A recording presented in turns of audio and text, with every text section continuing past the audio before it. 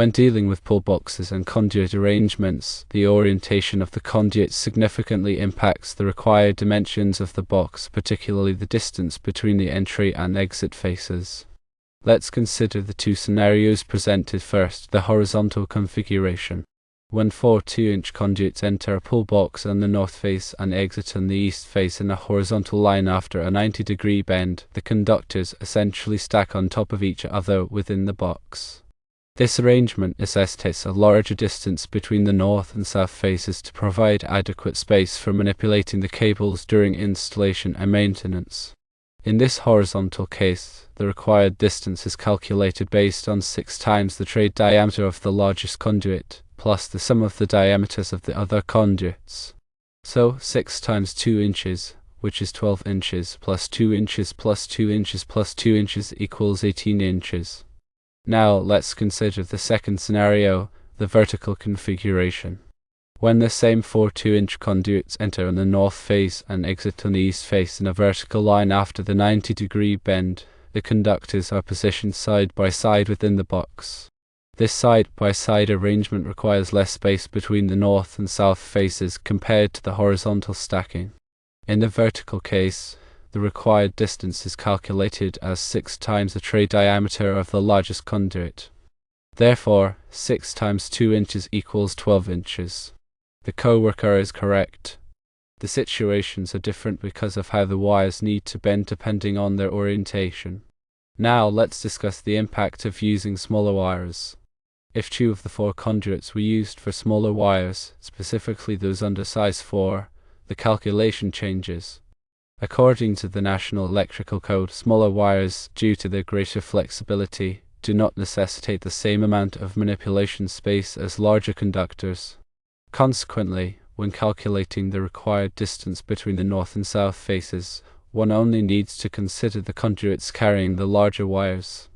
In this scenario, the required distance would be calculated as 6 times the trade diameter of the largest conduit, plus the sum of the diameters of the other conduits with larger wires.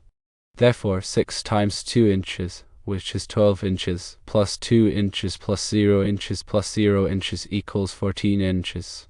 In essence, the presence of smaller wires reduces the overall required pull box dimension. The National Electrical Code provides guidelines for sizing pull boxes based on conductor size and the number of conductors within the box. These guidelines, such as those found in NEC Section 314.28, aim to ensure sufficient space for safe and effective wire pulling and manipulation. Proper pull box sizing is crucial for several reasons. Firstly, it facilitates the safe and efficient installation of conductors, minimizing the risk of damage or strain. Secondly, it provides adequate space for future maintenance and modifications to the wiring system. Thirdly, it ensures compliance with electrical codes and standards, promoting safety and reliability. Remember that the NEC is updated regularly, so it is always wise to use the latest version. When determining the size of a pull box, several factors must be considered. Firstly, the size and number of conduits entering and exiting the box. Secondly, the size and number of conductors within each conduit.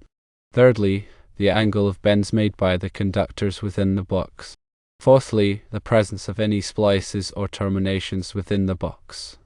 It is also crucial to note that the minimum dimensions specified in the NEC are just that, minimums. In many situations, it may be necessary to increase the size of the pull box to accommodate specific installation requirements or to provide additional working space. This is especially true in situations where there are numerous large conductors, complex wiring configurations, or limited access to the pull box. In these cases, consulting with a qualified electrical engineer or inspector is highly recommended to ensure proper pull box sizing.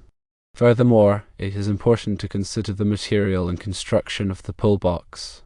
Pull boxes are typically made of steel, aluminum, or non-metallic materials.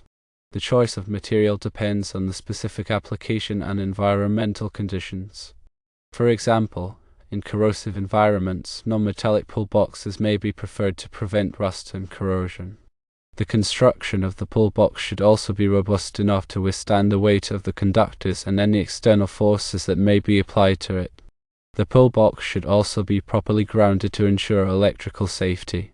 Grounding helps to prevent electrical shock hazards and to minimize the risk of equipment damage due to fault currents. The grounding conductor should be sized in accordance with the NEC and should be securely connected to the pull box and to the grounding electrode system. In summary, determining the appropriate size for a pull box requires careful consideration of several factors, including the size and number of conduits and conductors, the angle of bends, and the presence of any splices or terminations. Compliance with the NEC is essential to ensure safety and reliability. In general, it is best to err on the side of caution and choose a larger pull box than what is minimally required. This will provide additional working space and make it easier to install and maintain the wiring system. The information provided is a general guide.